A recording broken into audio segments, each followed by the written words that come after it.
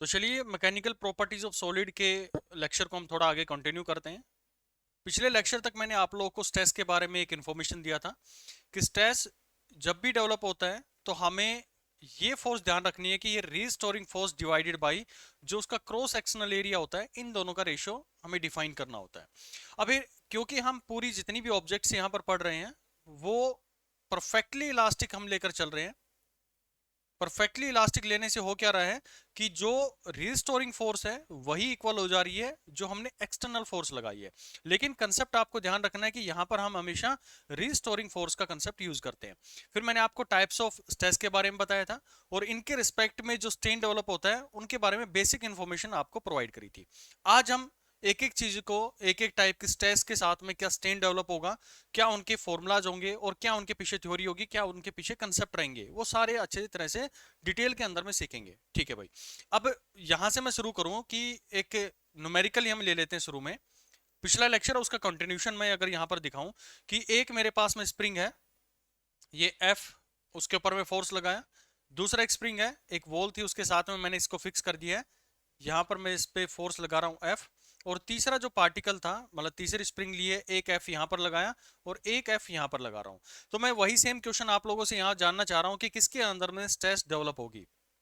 तो आप सभी का आंसर होगा कि ये अगर बॉडी है मेरे पास में, अगर इसका मास हम एम मान के चल रहे हैं, ठीक है, तो इसके अंदर में एक एक्सेलेरेशन आ जाएगा, यानी कि ये बॉडी जो है वो मूव कर जाएगी। इसके इंटरनल जो पार्ट्स हैं वो अपने आप में कोई भी रीस्टोरिंग फोर्स डेवलप नहीं कर पाएंगे। ध्यान से सुनना इस पॉइंट को कि जो इसके इंटरनल पार्ट्स हैं या इंटरनल जो पार्टिकल्स हैं वो एक रिस्टोरिंग फोर्स डेवलप नहीं कर पाए हैं, जिसकी वजह से आप ये कहेंगे कि ये जो पार्टिकल है इसके अंदर में स्ट्रेस डेवलप नहीं होगा। लेकिन मैं यही सेम सिनेरियो इस केस में लेके चलूं तो आप देख रहे हैं कि जैसे ये फोर्स आप इस साइड में लगाएंगे तो जो पार्टिकल है वो एक रिस्टोरिंग फोर्स डेवलप करना शुरू करेंगे।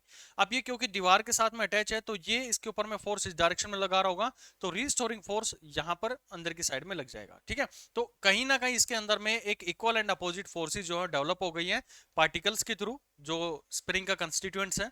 तो इस केस के अंदर में स्ट्रेस जो है वो डेवलप हो जाएगी। अगर मैं तीसरे केस की बात करूं तो यहाँ पर मैंने इसके एंड को फिक्स तो नहीं किया है, लेकिन दूसरी साइड भी मैंने इक्वल एंड अपोजिट फोर्सेस लगाई हैं। तो यहाँ पर भी आप कहेंगे कि स्ट्रेस डेवलप हुआ है। ये न्यूमेरिकल यहाँ पर लेने का एक रीजन था कि मैं नेक्स्ट जो न्यूमेरिकल लूंगा उसके अंदर में थोड़ी सी क्लैरिटी आप लोग को आ जाए। ये सेम केस आपने पिछली क्लास में भी देखा था, वहां पर मैंने दीवार का कंसेप्ट लिया था और एक छोटी सी रोड ली थी उस केस में। ठीक है, यहां पर मैंने स्प्रिंग का कंसेप्ट डाल दिया और मैं ये एक पॉइंट आप लोग को यहां पर दिखाना चाह रहा था, इसको थोड़ा सा ध्यान में रखेंगे, लास्ट वाला जो मैंने यहां पर रिप्रेजेंट किया है। ठीक है, अब अगर ये क्वेश्चन आप लोग समझ गए हैं तो इस क्वेश्चन का आंसर दो मेरे को। ये एक रोड है मेरे पास में, यहां पर मैं एक फोर्स लगा रहा हूं 10 न्यूटन और इस पर्टिकुलर डायरेक्शन में मैंने लगाया 10 न्यूटन। तो मैं आप लोगों से ये पूछना चाह रहा हूँ, हाँ, हालांकि ये क्या है कि जो रोड हम यूज कर रहे हैं वो मासलेस यूज कर रहे हैं, क्योंकि वो बहुत सारे और पैरामीटर्स भी आ जाएंगे, एक्सेलेरेशन वगैरह भी इसके अंदर में डेवलप हो जाएगा। लेकिन मैं यहाँ पर ये कह रहा हूँ कि जो रिंग, ये जो रोड ली गई है, दिस इज मासलेस। हमारे पूरे डिस्कशन में ये जितने भी मैं रोड ले रहा हूँ या स्प्रिंग ले रहा हूँ सब हम मासलेस इसके अंदर में यूज करके चल रहे हैं। उसके पीछे रीजन है, जैसे जैसे क्लास बढ़ेगी आपको समझ में आना शुरू हो जाएगा। तो मैं आप लोगों से यहाँ पूछना चाह रहा हूँ कि क्या यहाँ पर स्ट्रेस डेवलप होगा, अगर होगा तो कितना होगा। ठीक है, अगर ये क्वेश्चन आपका आ रहा है तो दूसरा क्वेश्चन इसी के साथ मैं अटैच कर रहा हूं कि ये मेरे पास में रोड है और यहां पर मैंने लगा दिया 12 न्यूटन और इस डायरेक्शन में मैंने लगा दिया 10 न्यूटन। तो बताओ कि दोनों के अंदर में कितना स्ट्रेस डेवलप होगा, इस पर्टिकुलर केस में और इस वाले केस के अंदर में। लगाओ दिमाग, क्या हो सकता है भाई। 10 न्यूटन इस डायरेक्शन में खींच रहा है। मैंने आपको स्ट्रेस को जब भी समझाया था तो मैंने ये कहा था कि स्ट्रेस केवल और केवल तब डेवलप होगी जब इक्वल एंड अपोजिट फोर्सेस दोनों डायरेक्शन में यानी अलोंग द लेंथ उसके लगती रहेंगी, तो हम उसको बोलते हैं कि वहां पर स्ट्रेस डेवलप हो गया। तो आप देख रहे हैं कि 10 न्यूटन यहां पर डेवलप हुआ, 10 न्यूटन हमने यहां पर लगाया। तो जो इसके इंटरनल पार्ट्स थे, मान लो ये एक पार्टिकल ये था, एक पार्टिकल ये था, तो ये इसको रोकने की कोशिश करेगा और ये अपनी एक रीस्टोरिंग फोर्स डेवलप करेगा, that is equal to 10 newton. उसी तरह से ये पार्टिकल भी जो है ये भी अपने आप में एक रीस्टोरिंग फोर्स डेवलप करेगा, इसका भी मैग्नीट्यूड 10 न्यूटन रहने वाला है। यानी कि जितना हमने एक्सटर्नल फोर्स लगाया है उतना ही यहां पर रीस्टोरिंग फोर्स डेवलप हुआ। यानी कि जो इक्वल एंड अपोजिट फोर्सेस आपने लगाए हैं वो बेसिकली इसके अंदर में स्ट्रेस डेवलप करने के लिए रिस्पॉन्सिबल हैं। देखो पूरा जो लेक्चर है ना, पूरा जो ये चैप्टर ही मैं कहूं थियोटिकल है, लेकिन थियोटिकल में भी बहुत खूबसूरत लेवल के क्वेश्चंस बनते हैं। तो इसके न्यूमेरिकल बहुत इजी आते हैं। अगर आपको कंसेप्ट को लेके, फॉर्मूलाज को लेके कि वो फॉर्मूला कहां से आए हैं, क्या हमारे पास में टाइप है, अगर इनकी क्लैरिटी है तो इसके अंदर में आपका फ्री का नंबर है, आप आराम से इसके अंदर में जो भी क्वेश्चन आएगा इजीली उसको डेवलप कर देंगे।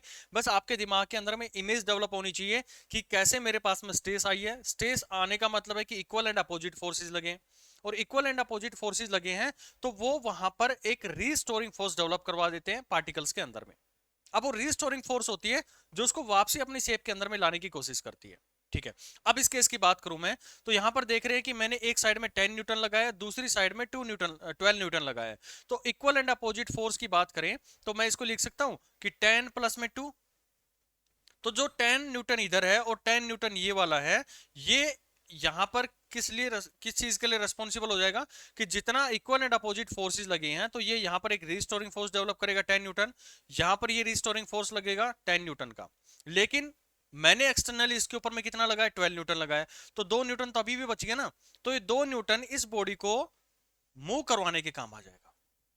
समझ रहे पॉइंट कि जो यहां पर हमने यूज किया है 12 न्यूटन मैंने दे दिया, मैं यहां पर यही पॉइंट इस केस में भी सिखाया है मैंने कि equal and opposite force he stress develop करती हैं, बाकी जो फोर्स उसके अंदर में रह जाती हैं वो उसको मूवमेंट करवाने के लिए रेस्पॉन्सिबल होती हैं, यानी कि आगे पीछे जहां पर भी हम लेके जाना चाह रहे हैं वो वहां पर ले जाने के लिए रेस्पॉन्सिबल है। तो ये पॉइंट की पॉइंट आप नोट कर लेंगे कि equal and opposite forces are responsible to create restoring force और से स्ट्रेस इन द ऑब्जेक्ट।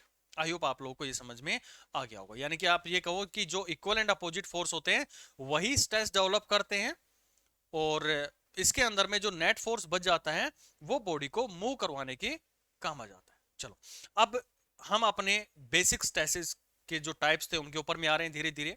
उससे पहले मैं कुछ इंपॉर्टेंट चीजें आप लोगों से डिस्कस करना चाहूंगा। आपने दो चीजें पढ़ी, एक स्ट्रेस पढ़ा हुआ है और एक आपने प्रेशर भी पढ़ा होगा। दोनों का फॉर्मूला क्या होता है भाई? दोनों का फॉर्मूला भी आप लोगों ने पढ़ा कि इनका फॉर्मूला होता है फोर्स ओवर एरिया, यानी कि फोर्स पर यूनिट एरिया। ठीक है, टाइप स्ट्रेस के अंदर में मैं अभी आऊंगा कि ये रिस्टोरिंग फोर्स होता है, प्रेशर के अंदर में किस तरह का फोर्सेज होता है। तो इसकी यूनिट हमारे पास में क्या आई, न्यूटन पर मीटर स्क्वायर, यानी कि स्ट्रेस की यूनिट भी न्यूटन मीटर पर स्क्वायर, प्रेशर की यूनिट भी मेरे पास में न्यूटन पर मीटर स्क्वायर। अगर ये है तो मैं इसकी यूनिट को ये भी तो बोलता हूं पास्कल, यानी कि आप ये कह सकते हैं कि जो स्ट्रेस है उसकी यूनिट भी पास्कल है, और जो प्रेशर आप लोगों ने यूज किया है उसका भी यूनिट मेरे पास में पास्कल है। तो भाई डिफरेंस क्या है दोनों के अंदर में? तो जहां पर मैं स्ट्रेस बोल रहा हूं मैं प्रेशर भी तो बोल सकता हूं वहां पर, बिल्कुल बोल सकते हो, लेकिन कुछ इसके अंदर में कंस्टेंट आ जाते हैं जिसको ध्यान में हमें रखना चाहिए कि स्ट्रेस और प्रेशर के अंदर में क्या डिफरेंस हो सकते हैं। चलो एक मैं एग्जांपल लेता हूं आपकी जनरल लाइफ के साथ में। मानते हैं कि ये आप हैं, बड़े खूबसूरत लग रहे हैं भाई, और ये बाहर के लोग, ये बाहरी दुनिया है भाई, ये बाहरी दुनिया, ये बाहरी दुनिया। आप अपने एग्जाम की तैयारी कर रहे हैं, ये आपको ताने मार रहे हैं। आप एग्जाम की तैयारी कर रहे हैं, ये भी आपको ताने मार रहा है कि भाई पेपर नहीं निकल रहा, एग्जाम नहीं निकल रहा, आप तो तैयारी कर रहे हैं, इतने साल हो गए आपको तैयारी करते हुए। अब ये जब बाहर से आपके ऊपर में क्या बना रहे हैं, एक तरह का दबाव बना रहे हैं। अब ये दबाव जो आप लोग के ऊपर में बनाया है, इनकी वजह से आपके माइंड में या फिर आपकी बॉडी में क्या चेंजेस आते हैं, या फिर मैं कहूं कि किस तरह से रिएक्ट कर रही है बॉडी बाहरी दुनिया की वजह से, यानी कि बाहरी प्रेशर की वजह से जो आपका इंटरनल सिस्टम है वो किस तरह से रिएक्ट कर रहा है उस दबाव को, वही कहलाता है हमारा स्ट्रेस। यानी कि मैंने जो ऑब्जेक्ट इस पर्टिकुलर केस के अंदर में लिया हुआ है कि मैंने कोई भी रोड ली है, रोड के ऊपर में मैंने एक फोर्स लगाया इस डायरेक्शन में, एक फोर्स लगाया इस डायरेक्शन में, इक्वल एंड अपोजिट फोर्सेस होंगे तभी उसके अंदर में स्ट्रेस डेवलप हुआ। अगर मैं इसका छोटा सा क्रॉस सेक्शनल एरिया यहां पर कंसीडर कर लेता हूं और यहां पर मैं पार्टिकल्स को देखता हूं, तो पार्टिकल के ऊपर में एक फोर्स यहां डेवलप हो गई है, एक फोर्स जो यहां पार्टिकल था इसके अंदर में डेवलप हो गई है। यानी कि जैसे मैंने एक्सटर्नल फोर्सेस लगाए तो ये इंटरनल फोर्सेस यानी उस पर्टिकुलर बॉडी के अंदर में ही फोर्सेस डेवलप होना शुरू हो गए हैं, जिसको आप बोलते हैं रीस्टोरिंग फोर्स। और स्ट्रेस के अंदर में हम जनरली यूज भी यही करते हैं कि ये फॉर्मूला होता है F restoring divide by area.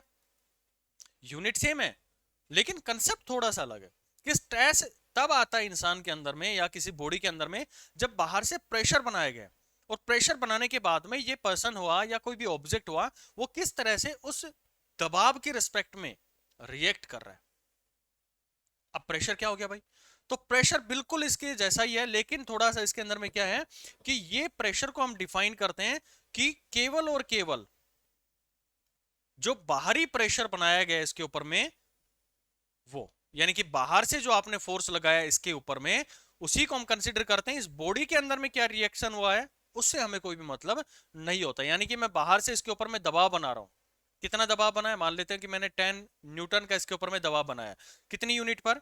इस पर्टिकुलर एरिया पर मैंने दबाव बनाया। एक यूनिट एरिया मैंने ले लिया जिसका यूनिट एरिया था 1 मीटर स्क्वायर। तो यहां से हमें समझ में आया कि भाई मैंने इसके ऊपर में प्रेशर बनाया जो कि 10/1 था, यानी कि 10 पास्कल मैंने इसके अंदर में प्रेशर डेवलप कर दिया। तो जो केवल और केवल बाहरी दुनिया से ही मतलब रखता है, बाहर का जो प्रेशर उसके ऊपर में पड़ा है उसमें किस तरह से वो रिएक्ट कर रहा है, यानी कि वो कितना उसके ऊपर में प्रेशराइज कर रहा है, उसको दबा सकता है, उसको हम जानते हैं प्रेशर के नाम से। लेकिन इस केस के अंदर में मान लेते हैं कि मैंने बाहर से दबाव बनाया, यानी कि मैंने प्रेशराइज किया आप लोगों को, 10 न्यूटन का मैंने फोर्स लगाया। ये मैंने 10 न्यूटन का फोर्स लगाया और मान लेता हूं कि पार्शियली मेरे पास जो ऑब्जेक्ट है जो पार्शियली इलास्टिक है, तो इंटरनली ये रिस्टोरिंग फोर्स 8 न्यूटन ही डेवलप हुआ। यानी कि जो आपकी बॉडी ने उस पर्टिकुलर फोर्स के रिस्पेक्ट में इतना ही रिएक्ट किया इस पर्टिकुलर एरिया के अंदर में, तो आप कहेंगे कि 8 पास्कल आपके ऊपर में प्रेशर पड़ा, या फिर कहेंगे स्ट्रेस आपके अंदर में डेवलप हुई है। भाई मैंने तो बाहर से 10 न्यूटन ही लगाया था, इस केस में भी मैंने 10 न्यूटन लगाया, तो मुझे तो 10 पास्कल इसके अंदर में मिला। इस केस को देख रहे हैं तो मुझे 8 पास्कल मिल रहा है, क्योंकि ये जो स्ट्रेस होता है ये उसके इंटरनल बॉडी के अंदर से डिपेंड करता है कि उसके पार्टिकल्स उस बाहरी दुनिया के प्रेशर से, यानी कि बाहर से पड़ने वाले प्रेशर के रिस्पेक्ट में किस तरह से रिएक्ट करते हैं। तो इन्होंने 10 न्यूटन लगाया, इसने कहा कि मैं तो 8 न्यूटन ही अपने अंदर में रिस्टोरिंग फोर्स डेवलप कर सकता हूं। बोले ठीक है भाई, आप 8 न्यूटन कर सकते हैं, तो यही हमारे लिए क्या हो जाएगी, इसकी स्ट्रेस हो जाएगी, यानी कि 8 पास्कल हो जाएगी। जनरली हम करते क्या है कि जो रीस्टोरिंग फोर्स होती है वही हम एक्सटर्नल फोर्स के बराबर मान लेते हैं, यानी कि जो यहां पर आप लोगे तो ये भी 10 न्यूटन डिवाइड बाय 1 यानी कि 10 पास्कल ही आप कंसिडरेशन में लेके आते हैं। रीजन बीइंग कि हम अपनी ऑब्जेक्ट्स को क्या कर रहे हैं, परफेक्टली इलास्टिक कंसिडरेशन में रख रहे हैं। और परफेक्टली इलास्टिक में यही होता है कि जो रीस्टोरिंग फोर्स उसके अंदर में डेवलप हुई है वही उसकी एक्सटर्नल फोर्स के बराबर में होती है, यानी कि जितना आपने एक्सटर्नल लगाया उतना ही वो रिस्टोरिंग फोर्स उसके अंदर में डेवलप कर सकता है। अब ये एक छोटा सा कंसेप्ट था जो आपके अंदर दिमाग के अंदर में क्लैरिटी के साथ में समझ में आना चाहिए था कि क्या ये बेसिक डिफरेंस होता है इसके अंदर में। अब क्या यहीं तक हमें रुकना चाहिए? एक छोटा सा डिफरेंस और देख लेना चाहिए भाई। अब वो डिफरेंस क्या है कि जो हमारे पास में स्ट्रेस होती है ना, और दूसरा होता है प्रेशर। ये कहीं नहीं मिलेगा आप लोगों को जो यहाँ पर पढ़ाया जा रहा है ना, इस तरह की चीजें, मतलब जो ये कंसेप्ट आपको दे रहा हूँ किसी किताब के अंदर में नहीं मिलने वाला आपको। स्ट्रेस जो होती है वो अपने आप में एक टेंसर क्वांटिटी होती है। ये जितना भी चीजें हैं ये बड़े एक्सपीरियंस के साथ में आती हैं। जितने जैसे जैसे चीजों के साथ में आप इन्वॉल्व होना शुरू करते हैं ना, आपको उतनी क्लैरिटी अपने कंसेप्ट को लेके आ जाती है, उतना ही सोच डेवलप करना शुरू कर देते हैं आप। और ये जो प्रेशर होता है ये हमारे पास में होती है स्केलर क्वांटिटी। जब हम प्रेशर वगैरह के बारे में देख रहे थे तो वहां पर इसके बारे में अच्छे से हमने स्केलर क्वांटिटी कैसे डेवलप होती है, क्या हमारे पास में एरिया होता है, क्या हमारे पास में फोर्स होती है, और कैसे फोर्स ओवर एरिया हमने यूज किया था, तो इसका कौन सा कंपोनेंट मुझे यूज करना चाहिए, ये सारे प्रेशर के अंदर में हमने अच्छे से इसको डिस्कस किया हुआ है। ठीक है, अब ये टेंसर क्वांटिटी क्या होती है? आप सभी ने इसके बारे में सुना होगा, लेकिन आज इसको फील करते हैं। देखो, टेंसर जो क्वांटिटी होती है ना, इसका मतलब ये होता है कि आपने कोई भी क्वांटिटी ली है। जैसे मैंने स्ट्रेस के बारे में बात करी, स्ट्रेस बेसिकली है क्या? स्ट्रेस का मतलब ही है कि आप रीस्टोरिंग फोर्स कितना लगा रहे हैं पर यूनिट एरिया। तो रीस्टोरिंग फोर्स का जो मैग्नीट्यूड है और जो एरिया, क्रॉस सेक्शनल एरिया आपने यूनिट एरिया इसके अंदर में कंसीडर करते हैं, तो ऐसी क्वांटिटीज जो केवल और केवल अपने आप में स्केलर क्वांटिटी होती हैं, वो अपने आप में स्केलर क्वांटिटी होती हैं, लेकिन वो कहीं ना कहीं डायरेक्शंस पर डिपेंड करती है। आई रिपीट कि वो अपने आप में स्केलर क्वांटिटीज होती है, यानी कि स्ट्रेस अपने आप में एक स्केलर क्वांटिटी है, लेकिन जो आपने फोर्स उसके ऊपर में पर्टिकुलर बॉडी के ऊपर में लगा रहे हैं वो उसकी डायरेक्शन पर डिपेंड तो करती है, लेकिन वेक्टर लॉज को वो फॉलो नहीं करती है। जो आप बोल देते हैं ना एल्जेब्रिक सम हम कर देते हैं, तो वो एल्जेब्रिक सम उसके ऊपर में नहीं आ सकते। अभी हम देखेंगे इसके अंदर में जो स्ट्रेस हमने देखी थी कि लॉन्गिट्यूडनल हो गया, फिर हमने देखा सीयर टाइप में हो गई है, तीसरा उसके अंदर में वॉल्यूमेट्रिक हो गई है। तो तीनों केसेस के अंदर में उसकी डायरेक्शन तो मैटर कर रही है। लॉन्गिट्यूडनल के अलोंग लूंगा तो उसकी लेंथ को इंक्रीज करवा दूंगा या फिर मैं कंप्रेस करवा दूंगा, यानी उसका जो डायरेक्शन है वो तो मैटर कर रहा है, लेकिन वो उनका हम वेक्टर कैलकुलेशन नहीं कर सकते, वेक्टर फॉर्मेशन हम उसके अंदर में, या कहूं कि वेक्टर लोड जो है उसके ऊपर में हम नहीं लगा सकते। तो ऐसी क्वांटिटीज को हम बोलते हैं टेंसर क्वांटिटीज, और उनमें से स्ट्रेस भी एक ऐसी ही क्वांटिटी है जो कि है अपने आप में स्केलर, लेकिन आपने फोर्स किस डायरेक्शन में लगाया। अभी फोर्स लगाया इसके अंदर में लॉन्गिट्यूडनल में लेंथ वाइज लगाया, सीयर के अंदर मैंने बताया था कि मैं रखकर हाथ और उसको आगे की तरफ में धकेलता हूं, रगड़ के उसको आगे की तरफ में धकेलेंगे तो उसका थोड़ा सा एंगल चेंज हो रहा है। लेकिन वहां पर आप देख रहे हैं कि फोर्स का जो है वो डायरेक्शन मैटर नहीं कर रहा है, मतलब उसके अंदर में वो क्वांटिटी अपने आप में वेक्टर क्वांटिटी नहीं है, क्योंकि मैं उसके ऊपर में एल्जेब्रिक सम या वेक्टर कैलकुलेशन नहीं लगा सकता, वेक्टर के लॉज नहीं लगा सकता। उसी तरह से आप वॉल्यूमेट्रिक के अंदर में भी देखेंगे तो भी अपने वेक्टर के लॉज नहीं लगा पाएंगे, लेकिन किस डायरेक्शन में आप वो फोर्स लगा रहे हैं, किस डायरेक्शन में वो स्ट्रेस लगा रहे हैं, वो मैटर जरूर करती है। जैसे इसके अंदर में सीयर के अंदर में आपने ऐसे रगड़ के लगाया तो वहां पर मैटर कर रही थी वो। तो स्ट्रेस जो है वो एक टेंसर क्वांटिटी होती है, और स्केलर आप सभी जानते हैं कि ये अपने आप में केवल और केवल इसके मैग्नीट्यूड के ऊपर में डिपेंड करती है। तो ये छोटा सा क्वेश्चन कई बार आपके एग्जाम में पूछा गया है कि stress is a tensor quantity और स्केलर क्वांटिटी या फिर वेक्टर क्वांटिटी। तो टेंसर क्वांटिटी होती है। हालांकि हमारे पूरे वेक्टर में आप लोगों ने देखा होगा कि दो क्वांटिटीज आप लोग पढ़ते हैं, एक तो स्केलर पढ़ते हैं और एक वेक्टर पढ़ते हैं, लेकिन तीसरी क्वांटिटी भी होती है जो टेंसर होती है, लेकिन ये वेक्टर के लॉज को फॉलो नहीं करती है, लेकिन उसका डायरेक्शन वहां पर मैटर जरूर करता है। चलो, तो हमारे पिछले जितना भी डिस्कशन था उससे आप लोग समझ गए होंगे कि अब आगे मैं जहां पर भी स्ट्रेस बोलूं या फिर प्रेशर बोलूं तो दोनों का मतलब आप सेम निकालेंगे। रीजन बीइंग कि हम परफेक्टली इलास्टिक बॉडीज का यूज कर रहे हैं, और परफेक्टली इलास्टिक बॉडीज में जो हमने रिस्टोरिंग फोर्स लगाई है वही उसका एक्सटर्नल फोर्स, जो हमने एक्सटर्नल फोर्स लगाया है वही उसका एक्सटर्नल रिस्टोरिंग फोर्स डेवलप होता है। तो ठीक उसी तरह से अगर मैं 10 न्यूटन यहां पर डेवलप करवा पाया तो ये भी अपने आप में 10 न्यूटन ही डेवलप करेंगे अगर वो परफेक्टली इलास्टिक आप लोगों ने यूज करी है। तो जो प्रेशर यहाँ पर, जो स्ट्रेस यहाँ पर डेवलप होगा वो भी 10 न्यूटन ही होगा। तो चाहे ये केस आप प्रेशर को उसको डिफाइन कर दो या फिर स्ट्रेस उसके अंदर में बोल दो, दोनों का मतलब यहाँ पर सेम रहने वाला है। हमारा पूरा इस चैप्टर के अंदर में डिस्कशन भी परफेक्टली इलास्टिक बॉडीज को लेकर ही चलता है। ठीक है, अब जो पहली कहानी हमारे पास में आएगी वो हम देखेंगे लॉन्गिट्यूडनल स्ट्रेस या फिर नॉर्मल स्ट्रेस। तो दूसरे स्ट्रेस को हम देखते हैं लॉन्गिट्यूडनल और जो हमारे पास में नॉर्मल स्ट्रेस है। तो पहली हेडिंग आप लोग डालेंगे इसके अंदर में, टाइप ऑफ स्ट्रेसेस पढ़ रहे हैं हम। स्ट्रेस, कहीं ऐसा तो नहीं है कि पढ़ते पढ़ते आप लोगों को स्ट्रेस हो गया हो, भारी दुनिया आपके ऊपर में दबाव बना रही हो, अभी ऐसा तो नहीं है ना, होना भी नहीं चाहिए।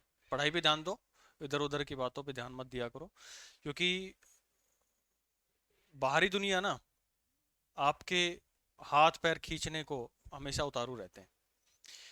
कोई आपसे ये कहता है ना कि ये एग्जाम आप क्रैक नहीं कर सकते, मान लो कोई भी आपका पर्टिकुलर एग्जाम है, ABCD कोई भी एग्जाम है, ये भाई साहब बोल रहे हैं कि भाई आप ये एग्जाम क्रैक नहीं कर सकते, तो आपको कभी भी ना इसकी बात को अपने दिल पे नहीं लेना है। रीजन बीइंग कि ये आपकी कैपेबिलिटीज पे उंगली नहीं उठा रहा है, क्योंकि ये अपनी जिंदगी में ये एग्जाम क्लियर नहीं कर सका, इसलिए ये यही सोचता है कि आप भी इस एग्जाम को क्लियर नहीं कर सकते, क्योंकि इसके अंदर में इतनी कैपेबिलिटीज नहीं थी। आपके अंदर में डेफिनेटली बहुत कैपेबिलिटी है, इतना पोटेंशियल आप लोग के अंदर में कि आप इस एग्जाम को इजीली क्रैक कर सकते हैं। बस नीड है एक कंसिस्टेंसी की, एक कंसंट्रेशन की। जो चीज आप लोग को बताई जाती है, जो भी कंसेप्ट आप लोग को दिया जाता है, ईमानदारी के साथ में उसकी प्रैक्टिस करो। अब यहां पर हम लोग थोड़ा ना देखने आ रहे हैं कि भाई आप काम कर रहे हैं या नहीं कर रहे हैं। ऑनेस्टी किसी के दिखावे से नहीं होती है, किसी को दिखाने से नहीं होती है, ये इनबिल्ट होती है इंसान के अंदर में। कि अगर आपको तैयारी करनी है और आप बहुत डेडिकेशन के साथ में अपने एग्जाम की तैयारी कर रहे हैं, तो आप मन बना लो कि भाई मेरा कोई भी एग्जाम है, ABCD कोई भी एग्जाम है, तो बस यही मेरी जिंदगी है। अब जिस दिन ये फीलिंग आ गई ना आप लोग के अंदर में कि इसी के लिए मुझे अपनी जिंदगी लगानी है, अभी जितने दिन भी मेरे पास में बचे हुए हैं एग्जाम की प्रिपरेशन के, मैं इस एग्जाम को जरूर करूँ, ये फीलिंग अपने अंदर में डेवलप करना बहुत जरूरी है। और बाहरी दुनिया को दिखाने से कोई ईमानदारी नहीं होती है। ईमानदारी होती है कि आप अपने काम के प्रति, जब तक वो अंदर से वो नहीं आएगा ना भाव कि हाँ ये मेरा काम है और मुझे इसको कंप्लीट करना है, तब तक मैं कहूँगा कि रियल प्रिपरेशन आपकी स्टार्ट नहीं हुई है। फिर तो आप बस ये है कि मुझे दुनिया को दिखाना है कि हाँ मैं पढ़ रहा हूँ पढ़ रहा हूँ पढ़ रहा हूँ, कोई फायदा नहीं उस चीज़ का। चलो आते हैं अपने टॉपिक के ऊपर में। स्ट्रेस को लेकर मैं बात कर रहा था। तो स्ट्रेस में सबसे पहले मेरे पास में लॉन्गिट्यूडनल स्ट्रेस हम बात करेंगे, फिर हम देखेंगे शियर स्ट्रेस के बारे में, और फिर देखेंगे वॉल्यूमेट्रिक स्ट्रेस के बारे में। धीरे धीरे चीजें बढ़ाने की कोशिश कर रहा हूं मैं, क्योंकि अब जो कॉन्सेप्ट आप लोग को दे रहा हूं ना, यहीं से आपके सबसे ज्यादा क्वेश्चन पूछे जाते हैं। वैसे तो मैं जितनी कहानी अभी तक पढ़ाई है वो लॉन्गिट्यूडनल स्ट्रेस ही लेकर करी है, लेकिन थोड़ा सा उसको ब्रीफ यहाँ पर मैं कर देता हूँ कि मान लेता हूँ कि कोई भी एक सरफेस मैंने कंसिडर किया हुआ है, एक 3D बना देता हूँ ये सरफेस में, कोई भी एक ऑब्जेक्ट मैंने ले लिया है, बॉक्स मैंने ले लिया है, और इसकी दोनों डायरेक्शन में मैंने फोर्स लगानी शुरू कर दी है। एक एक्सटर्नल फोर्स यहाँ पर लगाया, ये एफ जहां पर लिख रहा हूँ इसका मतलब है एक्सटर्नल फोर्स है। और क्योंकि ये इलास्टिक बॉडी ले रहा हूँ तो ये अपने आप में क्या करेगी, जो रिस्टोरिंग फोर्स डेवलप होगी वही इसकी एक्सटर्नल फोर्स के बराबर हो जाएगी। ठीक है जी। अब इस पर्टिकुलर एरिया में एक रिस्टोरिंग फोर्स डेवलप हुआ और उसकी डायरेक्शन कहां पर रहेगी, वो अंदर की डायरेक्शन में हो जाएगी, यानी कि एफ रिस्टोरिंग फोर्स। और जो एरिया आपने कंसीडर किया है, मान लेते कि ये एरिया मैंने कंसीडर कर लिया, ये वाला cross section area, cross sectional area हो गया।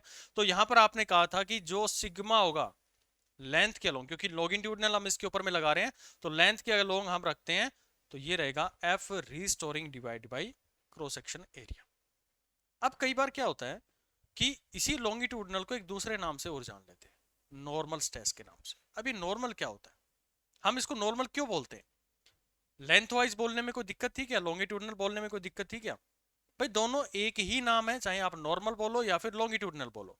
नॉर्मल इसलिए बोल दिया जाता है कि ये जो फोर्स डेवलप हुई है ना, ये जो आपने एरिया कंसिडर किया है उसके परपेंडिकुलर हुई है। ये नॉर्मल आप लोग पढ़ते हैं ना कि कोई भी सरफेस आपने लिया है तो उसका जो आउटवर्ड होता है, आउटवर्ड डायरेक्शन में जो परपेंडिकुलर होता है उसी को हम नॉर्मल के नाम से जानते हैं।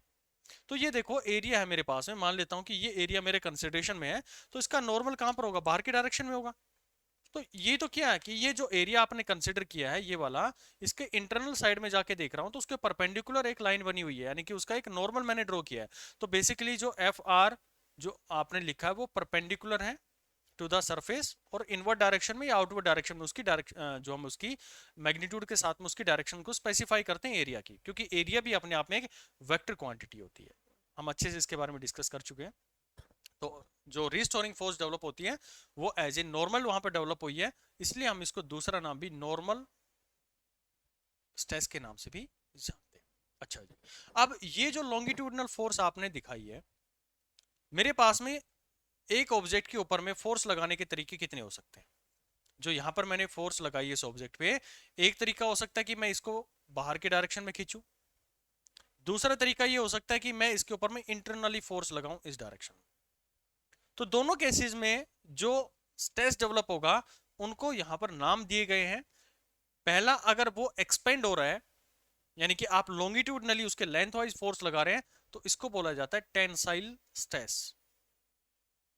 काफी बार क्वेश्चन के अंदर में आया हुआ ये एग्जाम के अंदर में, तो ध्यान रखेंगे कि जब भी आप लॉन्गिट्यूडनली फोर्स लगा रहे हैं और बॉडी एक्सपेंड कर जाती है, यानी कि ये वाला केस, ये हमारे पास में कौन सा हो गया, टेंसाइल स्ट्रेस इसके अंदर में डेवलप हो गया। टेंसाइल स्ट्रेस का आते दिमाग में आना चाहिए कि for restoring divide by area, और क्योंकि हम इलास्टिक बॉडी कंसीडर कर रहे हैं तो जो एक्सटर्नल फोर्स लगी है वही इसके अंदर में रिस्टोरिंग फोर्स का काम करेगी।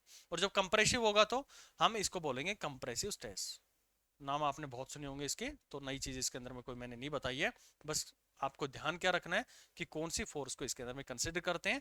नॉर्मल फोर्स भी हम इसके अंदर में बोल सकते हैं, नॉर्मल स्ट्रेस भी हम इसके अंदर में बोल सकते हैं, या फिर नॉर्मल प्रेशर भी हम इसको बोल सकते हैं। प्रेशर अभी सीखा ना हमने कि दोनों को हम सेम चीज डिफाइन कर सकते हैं, क्योंकि हमारे कंसिडरेशन में इलास्टिक बॉडी है, तो कंप्रेसिव नेचर भी हम उसका यहाँ पर डिफाइन कर सकते हैं। ठीक है जी, इतना तो हमें समझ में आ गया, और स्ट्रेस और फोर्स थी वो भी आप लोगों को समझ में आ गई होगी। लेंथ वाइज भी हमने इसको डिफाइन कर दिया कि दो तरह की हमने स्ट्रेस है वो डिवाइड करिए लॉन्गिट्यूड के अलोंग, कौन सी, एक टेंसाइल हो गई है और दूसरी कंप्रेसिव हो गई है। ठीक है भाई, ये क्या थे, ये वो था जो हमने एक कोज किया है, यानी कि बाहर से हमने उसको कोई प्रेशर डेवलप किया था उसके अंदर में। अब इसके रिस्पेक्ट में कोज जो था उसके रिस्पेक्ट में एक इफेक्ट भी आएगा, और उस इफेक्ट को क्या जानते हैं आप, स्ट्रेन के नाम से। अब स्ट्रेन पे थोड़ा सा डिस्कशन हम कर लेते हैं। स्ट्रेन होता क्या है भाई? स्ट्रेन की आप बात करेंगे तो स्ट्रेन होता है ratio of the change of configuration to the original configuration. देखो इसकी डेफिनेशन आप लोग लिख लेंगे, काफी इंपॉर्टेंट है ये।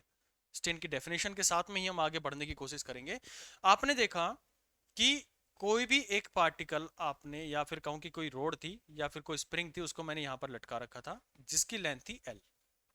मैंने यहां पर एक वेट लटका दिया जिसका मास है M, और नीचे की साइड में एक वेट लग रहा होगा mg। यहां पर भी एक फोर्स डेवलप हो जाएगी W, यानी कि जितना नीचे लगा उतना ही ऊपर की साइड में फोर्स लगेगा, और ये थोड़ी सी एलोंगेट हो जाएगी, ये वाली, ये यहां पर आ गई, ठीक है। और ये पोजीशन मेरी पहले ओरिजिनल थी, तो ऑब्जेक्ट ने चेंज कितना हो गया, उसकी डायरेक्शन से, मतलब एक्चुअल से डेल एल उसका चेंज आ गया, उसकी लेंथ के अंदर में चेंज आ गया। तो बेसिकली ये स्ट्रेंथ ये कहती है कि जो भी उसके अंदर में बदलाव आया है, यानी कि एप्सल ई एल के नाम से, एप्सल एल के नाम से आप इसको बोलते हैं, जितना उसके लेंथ के अंदर में चेंज आया वो डिवाइडेड बाय जो उसकी ओरिजिनल कॉन्फ़िगरेशन थी, इनका रेशियो अगर आप ले लेते हैं तो हम उसको डिफाइन करते हैं उसकी स्ट्रेन के नाम से। अच्छा, अगर मैं इसको जर्नलाइज करना चाहूं तो जर्नलाइज आप इसको ये कह सकते हैं कि change in configuration, change in configuration. अब वो कॉन्फ़िगरेशन के अंदर में चेंज कहां कहां आ सकता है? उसकी शेप के अंदर में आ सकता है, उसकी साइज के अंदर में आ सकता है, उसकी लेंथ के अंदर में आ सकता है, और उसके वॉल्यूम के अंदर में आ सकता है। तो तीन चीजों के अंदर में उसका चेंज आ सकता है, डिवाइडेड बाई जो उसकी ओरिजिनल कॉन्फ़िगरेशन थी, जो उसकी ओरिजिनल कॉन्फ़िगरेशन थी। यानी कि आपने लेंथ लिया तो लेंथ वाइज एरिया लिया, तो एरिया वाइज वॉल्यूम लिया था, तो वॉल्यूम वाइज हम उसको कंसीडरेशन में लेके आते हैं। तो स्ट्रेन बेसिकली इन दोनों चीजों का रेशियो होता है। क्या ये अलग अलग मटेरियल के लिए अलग अलग हो सकती है?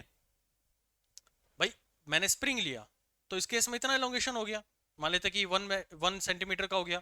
मैं अगर लोहे की रोड लेता तो उसके अंदर में हो सकता है कि 0.5 सेंटीमीटर का एलोंगेशन हो जाता, किसी दूसरे पार्टिकल में 0.4 सेंटीमीटर का हो सकता था। तो ये एलोंगेशन जो है वो डिपेंड करता है मटेरियल के ऊपर में। यानी कि स्ट्रेन जो है वो प्रॉपर्टी है मेरे पास में किसी एक पर्टिकुलर मटेरियल की, और इसको हम आगे डिफाइन करेंगे मॉडुलस ऑफ इलास्टिसिटी या फिर रिजिडिटी के नाम से। ये पहले ही लेक्चर के अंदर मैंने थोड़ा सा इसके बारे में डिस्कस किया था, लेकिन वहां पर मैंने आपको ये समझाने की कोशिश करी थी कि क्या कोज होगा, क्या इफेक्ट होगा, और उसके रिस्पेक्ट में कि कौन ज्यादा एलोंगेट करेगा कौन कम करेगा, वहां से हम एक मॉडुलस अपना डिफाइन करते हैं, मॉडुलस ऑफ इलास्टिसिटी या फिर रिजिडिटी के बारे में बात करेंगे, ठीक है। अभी जो हमारा डिस्कशन है वो लॉन्गिट्यूडनल को बात कर रहे थे। ये तो मैंने एक जर्नल डेफिनेशन आपको बताई है, दिस इज जर्नल डेफिनेशन, ये स्ट्रेन की जर्नल डेफिनेशन है, जर्नल डेफिनेशन। और ये जो आपको बताया गया है ये लॉन्गिट्यूडनल स्ट्रेन है, लॉन्गिट्यूडनल स्ट्रेन। यानी कि आपके दिमाग में ये क्लैरिटी आनी चाहिए कि जहां पर भी मैं स्ट्रेन का नाम ले रहा हूं तो जो भी क्वांटिटी है उसके अंदर में कितना बदलाव आया है, बदलाव, इसको आप ऐसे लिख लो, बदलाव इन शेप, थोड़ा इजी रहेगा आप लोगों के लिए ना। शेप मतलब उसके वॉल्यूम के अंदर में, उसकी जो लेंथ है उसके अंदर में, एरिया के अंदर में क्या चेंज आया, डिवाइडेड बाई ओरिजिनल शेप। ये याद रहेगा ना कि बदलाव कितना आया, कितना बदलाव उसके अंदर में आया। तो ये बेसिक जर्नल डेफिनेशन है। क्योंकि मैं लेंथ वाइज हमारा पूरा डिस्कशन है, तो लेंथ वाइज के लिए हमने अभी जो यूज किया है एप्सल एल या फिर E L, del L divided by L, इससे हम इसको रिप्रेजेंट कर देते हैं। अब ये डिफरेंट हो सकती है अलग अलग मटेरियल के लिए। अगर मैं कॉपर की बात करूं तो कॉपर के लिए अलग रेशियो आएगा, मैं आयरन की बात करूं तो उसके लिए अलग आएगा, एल्युमिनियम की बात करूं तो वहां पर मेरे पास में अलग आएगा। यानी कि ये सारे डेवलप किसकी वजह से हो रहे हैं भाई, इनके सबके पीछे ये जो चीज हो रही है, यानी कि डेल एल उसके अंदर में चेंज आ रहा है, इसके पीछे कोज है क्या? कोज है स्ट्रेस।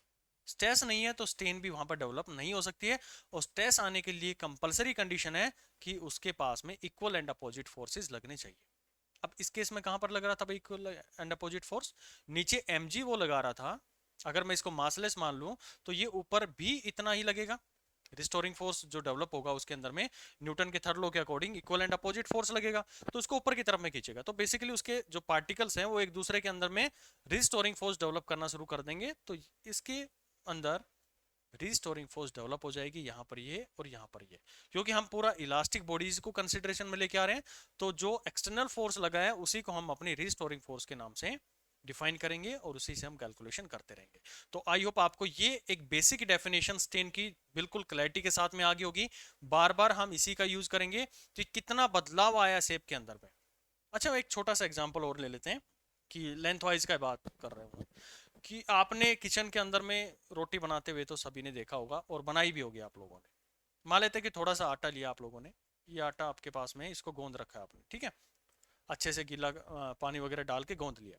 छोटा सा एक टुकड़ा लो उसका और इसको खींचने की कोशिश करो, ये खींचते चलेगे खींचते चलेगे। 1 न्यूटन फोर्स लगाया मैंने, यहां पर भी 1 न्यूटन फोर्स लगाया, थोड़ा और खींचा मैंने, 2 न्यूटन फोर्स लगाया, 2 न्यूटन फोर्स लगाया। हालांकि मैं ये इलास्टिक की बात नहीं कर रहा हूं यहाँ पर, परफेक्टली इलास्टिक नहीं, क्योंकि आप छोड़ेंगे तो वापसी तो आएगा नहीं वो। लेकिन आप थोड़ा सा इसके अंदर में एक ऑब्जर्वेशन डाल सकते हैं कि जो आपने एक्सटर्नल फोर्सेस लगाए हैं इसकी वजह से इसकी लेंथ के अंदर में चेंज आ गया। ये मान लेते पहले इसकी लेंथ थी 1 सेंटीमीटर, अभी लेंथ हो गई है इसकी 1.01 सेंटीमीटर, 1.02 सेंटीमीटर इसके अंदर में आ गई है। तो 1.02 आई है तो 0.01 यहां पर डेवलप हुआ, 0.01 इस डायरेक्शन में डेवलप हुआ है, यानी कि उसकी लेंथ के अंदर में चेंज डेवलप हुआ है, क्योंकि इक्वल फोर्सेस हम लगा रहे हैं तो पार्टिकल उसी के रिस्पेक्ट में अपना चेंज दिखाएगा। यानी कि आपने जो 1 न्यूटन फोर्स जो उस आटे को खींच रहे हैं ना, वो आप एक स्ट्रेस डेवलप कर रहे हैं और उसके रिस्पेक्ट में जो आपको आटा जो है वो खिंचा हुआ दिख रहा है, यानी कि लेंथ उसकी बढ़ी हुई दिख रही है, तो वो अपने आप में क्या है, एक स्ट्रेन डेवलप हो गया। और ये स्ट्रेन यानी कि जो पहले ओरिजिनल लेंथ ली थी ये, उसका रेशियो डिवाइडेड बाय जो ओरिजिनल लेंथ थी पहले, एल, इन दोनों का रेशियो हमारे पास में स्ट्रेन कहलाता है। और स्ट्रेस क्या होगा, जो पार्टिकल्स हैं इसके अंदर में, जो पार्टिकल्स थे अंदर में, वो क्या थे, उनके अंदर में रिस्टोरिंग फोर्स कितनी डेवलप हुई और कितना क्रॉस सेक्शनल एरिया आप लोगों ने कंसिडरेशन में लेके आया। अब इसी चीज के साथ में एक बड़ा ही खूबसूरत टॉपिक जुड़ता है जिसको आप जानते हैं, stress versus strain curve. Most important topic of this chapter, सबसे इंपॉर्टेंट चैप्टर यही है और यहीं से हमारा आगे का जो पार्ट है वो शुरू होता है। अच्छा, अभी मैं थोड़ा सा इसी में जोड़ने की कोशिश करता हूं कि आपने जो स्प्रिंग लिया हुआ है, मतलब जो आपने आटा लिया हुआ है, हालांकि इलास्टिक नहीं है, पर थोड़ा सा एक ऑब्जर्वेशन लेके चलो और फोर्स लगाते चलो और एलोंगेशन होगा। 3 न्यूटन इधर, 3 न्यूटन इधर लगाया, थोड़ा और लगा दो, 5 न्यूटन, 5 न्यूटन, 5 न्यूटन। अब जैसे ही आप 5 न्यूटन के बाद में और फोर्स लगाएंगे तो ये जो आटा है बीच में से कहीं से भी टूट सकता है, ठीक है, कहीं से भी टूट सकता है ये, लेकिन टूटेगा जरूर वो। एक पर्टिकुलर फोर्स तक आप उसको खींच सकते हो, खींचते खींचते खींचते लेके जा सकते हो, लेकिन एक पॉइंट ऐसा आएगा कि वो टूट जाएगा। तो बेसिकली आप कर क्या रहे हो इसमें कि आप कंटिन्यूअसली स्ट्रेस को बढ़ाए जा रहे हो, स्ट्रेस बढ़ी जा रही है, स्ट्रेन भी उसके अंदर में बढ़ता हुआ जा रहा है, क्योंकि ये चेंज जो है वो बढ़ता जा रहा है, डेल एल उसके अंदर में चेंज होता जा रहा है। लेकिन एक ऐसे पॉइंट आएंगे जहां पर ये टूट जाएगा। तो ये जो स्ट्रेस और स्ट्रेन कर्व है ना, ये इन्हीं पॉइंट्स के बारे में डिफाइन करता है कि कहां तक मैं छोड़ू उस पार्टिकल को कि वापसी अपनी पोजीशन को रिगेन कर ले, कितनी फोर्स लगाकर मैं छोड़ू कि वो अपना वापसी उसी शेप को रिगेन ना कर पाए, और कितनी फोर्स में लगाऊं, कितना मैं स्ट्रेस उसके ऊपर में लगाऊं कि वो ब्रेक डाउन हो जाए। तो इन्हीं लिमिट्स को धीरे धीरे हमें उसे स्ट्रेस स्ट्रेन कर्व के थ्रू समझना पड़ता है। अब वो क्या कहती है, उस स्ट्रेस एंड स्ट्रेन कर्व का एक छोटा सा पार्ट हमारे सिलेबस में होता है, लेकिन ये कर्व समझना बहुत जरूरी है आप लोगों के लिए। ये कर्व कुछ इस तरह से बनती है, ये जो एक्सपेरिमेंटल थे, जितने भी साइंटिस्ट थे उन्होंने किया है, हमने कुछ इसके ऊपर में डिस्कशन नहीं किया है, कुछ हमने कर्व नहीं बनाई है। लेकिन जो जर्नल हमारी लाइफ के अंदर में पार्टिकल्स यूज होते हैं, जैसे आयरन की रोड हो गया, ये आप कोई भी बिल्डिंग वगैरह बनाएंगे तो उसके अंदर में ये एक स्टैंडर्ड मटेरियल है जो कि यूज होना ही होना है। तो ऐसे मटेरियल्स का यूज करते हुए साइंटिस्ट लोगों ने इस तरह की कर्व डिजाइन करी है, और उन्होंने कहा, बहुत सारे एक्सपेरिमेंट करने के बाद में उन्होंने कहा कि ये अगर मैं ओ पॉइंट मानता हूं और इधर स्ट्रेस मानता हूं और इस साइड में स्ट्रेन मानता हूं, ध्यान से देखना, इधर मैंने स्ट्रेस माना है और इस डायरेक्शन में स्ट्रेन को लिया है। बहुत से लोग कंफ्यूज रहते हैं, इस साइड में स्ट्रेन कर देंगे, इधर स्ट्रेस कर देंगे, वो करके भी आप कर सकते हैं, लेकिन आपके ग्राफ का जो शेप है वो चेंज हो जाएगा उस केस में। लेकिन जर्नली जो एक्चुअली एक्सपेरिमेंट किया गया था उसमें इस साइड में स्ट्रेस रखा गया था और यहाँ पर स्ट्रेन रखा गया था। अच्छा, अब कोई भी आपने मटेरियल लिया, मान लो कि ये मेरे पास में एलोंगेट कर लेते हैं, चलो एक छोटा सा पार्टिकल ले लेते हैं हम, कोई भी वायर ले लेता हूं मैं, इलास्टिक नेचर का वायर मैंने ले लिया है। इलास्टिक नेचर से समझ रहे हैं ना कि वापसी अपनी वो कैपेबिलिटी रखता है कि उसके अंदर में रिस्टोरिंग फोर्स डेवलप हो और वापसी आकर वो मिल जाए। एक एक पॉइंट को समझते चलना। ये मेरे पास में एक वायर है, मैंने इसके ऊपर में फोर्स लगाना शुरू किया। मान लेता हूं कि मैंने इसके ऊपर में 1 न्यूटन फोर्स लगाया। ये लेंथ इसकी यहां पर आप मानो कि ये है मेरे पास में 1 मीटर मान लेते हैं, चलो 1 मीटर की लेंथ है। मैंने 1 न्यूटन फोर्स लगाया, ये पार्टिकल यहां पर था, इसने कुछ खिंचाव दिखाया, मैंने 1 न्यूटन हटाया, ये वापसी अपनी इसी पोजीशन पर आ गया। फिर मैंने 1 न्यूटन बढ़ाया, यानी कि अभी मैंने इसके ऊपर 1 न्यूटन की बजाय 2 न्यूटन लगा दिया, तो यहां से स्ट्रेस बढ़ी और यहां पर आ गई, मतलब स्ट्रेन बढ़ा, इस पॉइंट तक मैं गया। यहां पर आप देख रहे हैं कि ये एक पॉइंट आ गया, ये स्ट्रेन बढ़ती जा रही है, यानी कि ये एलोंगेशन बढ़ता जा रहा है। मैं ऊपर की साइड में जा रहा हूं, इसका मतलब मैं स्ट्रेस बढ़ा रहा हूं, यानी कि उसके ऊपर में मैं एक्सटर्नल फोर्स डेवलप करता जा रहा हूं। 1 न्यूटन, 2 न्यूटन, 3 न्यूटन, ऐसे में बढ़ाता जाऊंगा। मैंने अब मन किया नहीं भाई, मैं अब इसको हटा देता हूं, इस 2 न्यूटन जो मैंने लगाया हुआ था इसको हटा देता हूँ, क्योंकि 2 न्यूटन का जो बाट रखा हुआ है, 2 वेट रखा हुआ है, मैं उसको हटा देता हूँ, 0 कर देता हूँ, तो वापसी अपनी उसी ओरिजिनल पोजीशन पर आ जाता है, यानी कि 1 न्यूटन पर वापसी आ जाता है। स्ट्रेन मान लो, तो मान लेते हैं कि इसके केस के अंदर में हुई 1.01, जब मैंने ये लगाया तो इस केस में हुई 1.02। छोड़ रहा हूं तो वापसी अपनी पोजीशन को ये रीगेन कर रहा है। एक वर्ड यूज कर रहा हूं कि वो वापसी अपनी पोजीशन को रीगेन कर रहा है। ठीक है, अब मेरे मन में आई नहीं भाई, मैं थोड़ा सा और बढ़ा के देखता हूं, मैंने फोर्स बढ़ाया यहां तक। ठीक है भाई, यहां से मैंने छोड़ा तो भी ये पार्टिकल क्या हो गया, वापसी आ गया। अभी मैंने 3 न्यूटन लगाया और ये एलोंगेशन हुआ 1.03 का। ठीक है भाई, लेकिन जैसे ही मैं इस पॉइंट पर पहुंचता हूं, तो इसके बाद में मैंने फोर्स लगाया, तो ये थोड़ा सा इसके अंदर में चेंज आ जाता है और एक कर्व टाइप में आ जाता है, ये ऐसे। ठीक है, थोड़ा सा कर्व आ जाता है, ये ऐसे आ जाता है, थोड़ा बड़ा हो गया ये, इस एरिया को ही मैं कंसिडर में लूंगा, इतना ये कर्व आ जाता है इसके अंदर में, ये वाला एरिया। इसकी एक पीक पॉइंट आ जाएगी, यानी कि बी पॉइंट तक जाऊंगा मैं, इस पॉइंट तक। ये स्टेट नहीं है ये लाइन, ये थोड़ी सी कर्व बनी हुई है। ये जो पॉइंट बना हुआ है ये वाला, इसको मैं नाम दे रहा हूं ए पॉइंट। अब देख रहे हैं कि ए पॉइंट से ओ पॉइंट से ए पॉइंट के बीच में जो स्ट्रेस और स्ट्रेन बना हुआ है, ओ से ए के बीच में strain is directly proportional to stress, ये बना हुआ है। और इस केस में हमारे पास में स्ट्रेट लाइन भी आ रही है, डायरेक्टली प्रोपोर्शनल है। लेकिन जैसे मैं ए से बी के अंदर में जाता हूं, ए टू बी, तो स्ट्रेस और स्ट्रेन का डायरेक्टली प्रोपोर्शनल ग्राफ नहीं बना है, ना ही उसके अंदर में स्ट्रेट लाइन बनी है। क्या बनी है इसके अंदर में, कर्व बनी है। लेकिन लेकिन लेकिन ध्यान से सुनना इस पॉइंट को जो अभी बता रहा हूं, मैं बी पॉइंट से, यानी कि अभी मैं इसके ऊपर में फोर्स लगा दी, कलर वाइज मैं इसको डिफाइन कर रहा हूं। मान लेता हूं कि मैंने 4 न्यूटन फोर्स लगाई हुई है, ये स्ट्रेस यहां पर आ गया ना 4 न्यूटन, ये मैंने इतना लगा दिया। और 4 न्यूटन पर ले जाने के बाद में भी आप देख रहे हैं कि ये जो कर्व है ना, ये वाला जो यहां पर मैं जो ग्रीन कलर से दिखा रहा हूं अभी, ये वाला, ये कर्व जो बना है, स्ट्रेट लाइन इसके अंदर में नहीं बना है। लेकिन जैसे मैं इस पॉइंट से भी इस ऑब्जेक्ट को छोड़ता हूं, तो वापसी अपनी 1 मीटर की पोजीशन पर आ जाती है।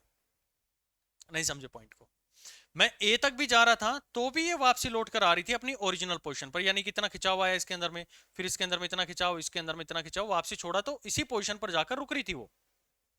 बट मैंने 4 न्यूटन फोर्स लगाया जो कि यहां पर है बी पॉइंट पर, इतना न्यूटन मैं खींचकर उसको लेके गया और वहां से भी छोड़ा, तो भी ये अपनी ओरिजिनल पोजीशन को रीगेन कर रही है, इरेस्पेक्टिव कि स्ट्रेस और स्ट्रेन के अंदर में कोई भी डायरेक्ट प्रोपोर्शनलिटी नहीं है, ना ही उनके बीच में स्ट्रेट लाइन बनी हुई है।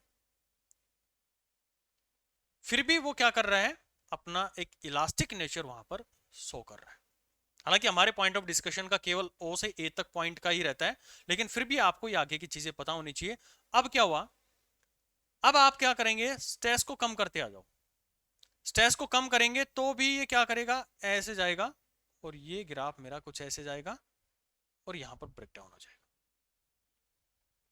यानी कि आप बी पॉइंट पर पहुंच गए, यानी कि 4 न्यूटन फोर्स आपने लगा दी है। सुन लेना इस पॉइंट को भाई, कहीं नहीं मिलेगा आप लोगों को ये जो अभी बता रहा हूं मैं।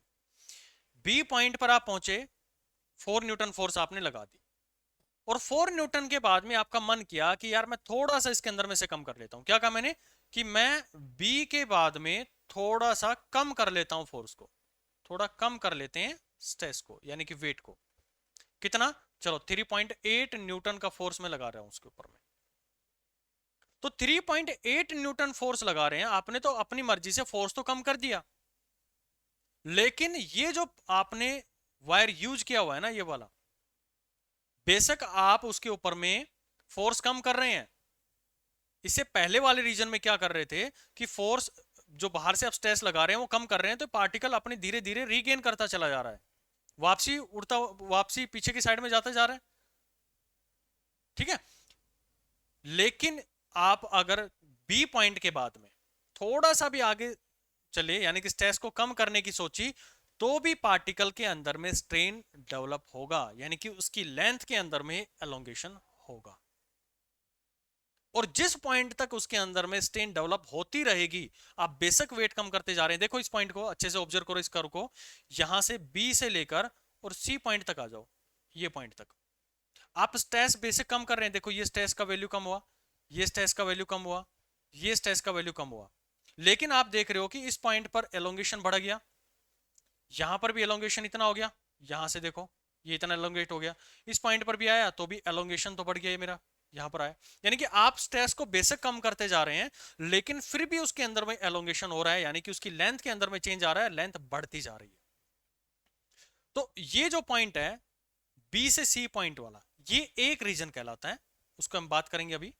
अच्छा, अब मैंने क्या किया, सी पॉइंट पर पहुंच गया, एक पर्टिकुलर लिमिट तक पहुंचा, जहां तक स्ट्रेन डेवलप हो रहा था उसके अंदर में स्ट्रेन डेवलप होता जा रहा था। अब मेरा मन आया कि नहीं भाई, मैं दोबारा से सी पॉइंट पर जाकर दोबारा से मैं स्ट्रेस को बढ़ाता हूं। मैंने स्ट्रेस बढ़ानी शुरू की, यानी कि एक्सटर्नल फोर्स बढ़ाना शुरू किया, बाहर से मैं इसके ऊपर में बाट लगानी शुरू किए। मैंने इस पे करता चला गया, 4 न्यूटन लगाया, 5 न्यूटन लगाया, 6 न्यूटन लगाया, 7 न्यूटन लगाया, ऐसे चलाता चला गया, और मान लेता हूं कि मैं 8 न्यूटन पर पहुंच गया हूं। यानी अभी इसके ऊपर में 8 न्यूटन फोर्स लग रही है, वो बढ़ता हुआ जा रहा है, बढ़ता हुआ जा रहा है उसके अंदर, और एक पॉइंट डी पर मैं पहुंच जाता हूं।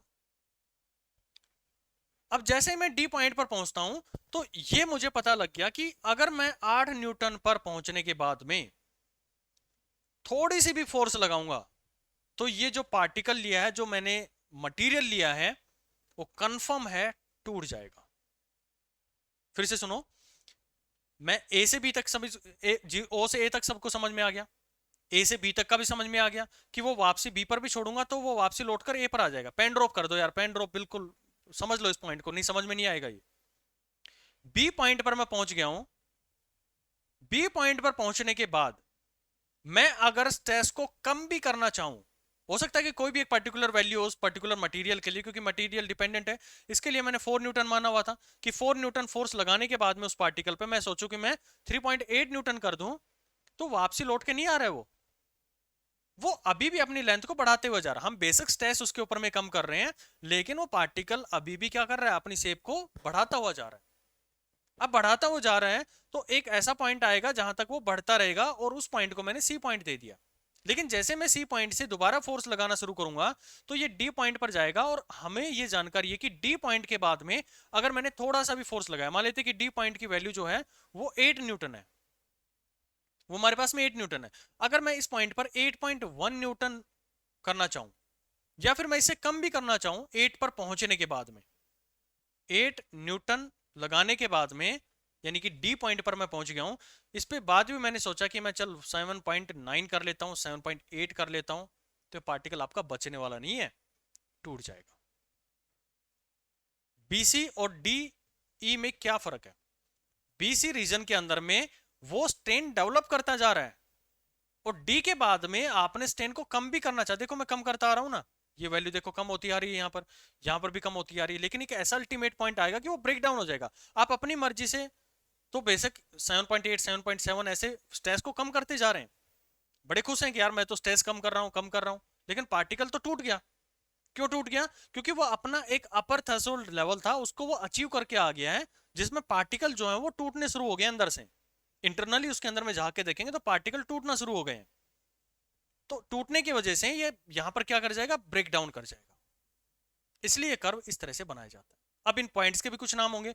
तो ए पॉइंट तक हम क्या बोलते हैं, ए पॉइंट जो है इसको बोलते हैं हम elastic limit. Elastic limit point, ये पॉइंट आप लोग से पूछे जाते हैं आपके एग्जाम के अंदर में कि इलास्टिक लिमिट कहां तक होती है। तो इलास्टिक लिमिट के अंदर में ये वाला रीजन आता है, ये मेरे पास में आ गया, ठीक है। हालांकि इलास्टिक में हम ये भी बोल सकते हैं कि ये पूरा रीजन बी तक का आएगा, इलास्टिक में अपना पोजीशन को रीगेन कर लेता है, लेकिन ए पॉइंट हमारा इलास्टिक लिमिट कहलाता है। और जो बी पॉइंट है, क्योंकि यहां तक हम जाने के बाद में हमें पता है कि वो पार्टिकल का ऊपर में वेट हम कम करता चला जाएंगे, स्ट्रेस कम करता चला जाएंगे, तो उसका स्ट्रेन बढ़ता जाएगा, वापसी रीगेन नहीं करेगा, वो स्ट्रेन बढ़ता जाएगा चाहे मैं उसकी स्ट्रेस को कम करता जा रहा हूं। तो बी पॉइंट को हम बोलते हैं अपर इल्ड पॉइंट। अपर इल्ड पॉइंट, इल्ड पॉइंट का मतलब है कि उसके अंदर में रिटेन रह रही है, जो हमने नेचर देखा ना कि स्ट्रेस उसके अंदर में हटाने के बाद में भी स्ट्रेन डेवलप होता जा रहा है, इसलिए हम इसको अपर इल्ड पॉइंट बोलते हैं। सी पॉइंट है, इसको हम बोलेंगे यहां तक वो डेवलप होती है lower yield point, YIELD point. Yield का मतलब यही होता है कि वो वहां तक उसके अंदर में स्ट्रेन डेवलप करवाने की कैपेबिलिटी रखता है। और डी पॉइंट को क्या बोला जाता है, डी पॉइंट को भी आप नाम ध्यान रखेंगे, डी पॉइंट कहलाता है हमारे पास में अल्टीमेट या फिर ब्रेकिंग स्ट्रेस पॉइंट। अल्टीमेट या फिर ब्रेकिंग यानी कि टूट जाएगी इसके बाद में, breaking point, breaking stress point.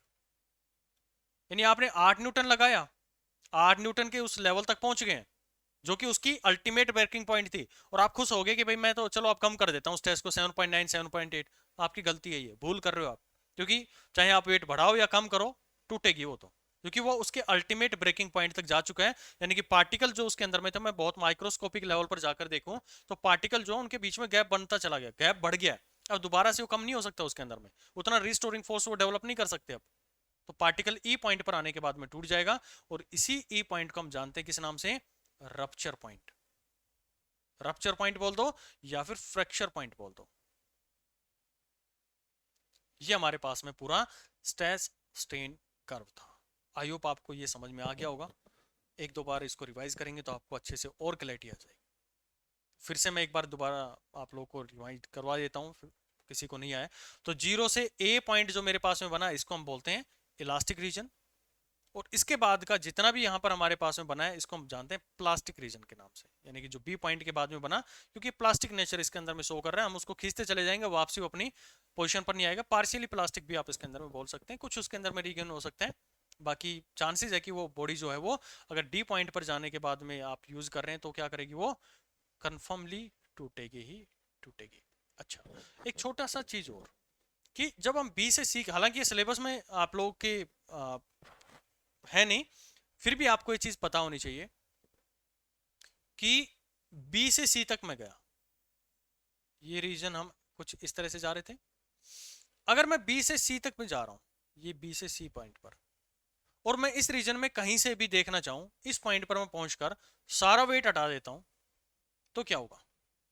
तो आप देखेंगे कि ये ऑब्जेक्ट जो है इस पाथ को फॉलो करेगी, और इसमें इतना स्ट्रेन जो है वो मेंटेन रहेगा, यानी इतना स्ट्रेन उसके अंदर में बना रहेगा। देखते हैं ना कि आप कोई भी चीज खींचते हैं, जैसे पेन की आपकी स्प्रिंग है, ठीक है, उसको आप खींचते चले जाओ, खींचते चले जाओ, और खींचने के बाद में एक पर्टिकुलर फोर्स के बाद में आप उसको छोड़ दो, तो थोड़ी सी पीछे आएगी, लेकिन फिर भी थोड़ा सा बड़ा वो स्प्रिंग आप लोगों को दिखता है।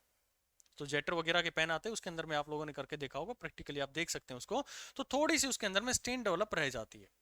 रीजन बीइंग क्योंकि वो बी सी रीजन के अंदर में है, यानी कि वो स्ट्रेन डेवलप करने की कैपेबिलिटी रखता है, लेकिन बी रीजन तक आप लेके गए हैं तो वो वापसी अपनी ओरिजिनल पोजीशन पर आ जाएगी। आपने ये फोर्स अगर अचीव कर लिया, 4 न्यूटन 5 न्यूटन, पार्टिकल वाइज जो डिपेंड करेगी, वहां तक पहुंच गए हैं, और उसके बाद में आप सोच रहे हैं कि भाई मैं स्ट्रेस कम करता चला जाऊं और इस पॉइंट से मैं जीरो कर दूं इसको जाके, तो उसके अंदर में ये स्ट्रेन जो है वो बरकरार रहेगी। तो ये एक छोटा सा ग्राफ था जो कि आपको समझ में आना चाहिए। अब हमारा जो पॉइंट ऑफ डिस्कशन रहता है थ्रू आउट द चैप्टर, वो इसके अंदर में चलता है, एक कर्व इसमें से उठाते हैं जो कि आपने जाना किस नाम से, इलास्टिक रीजन के नाम से।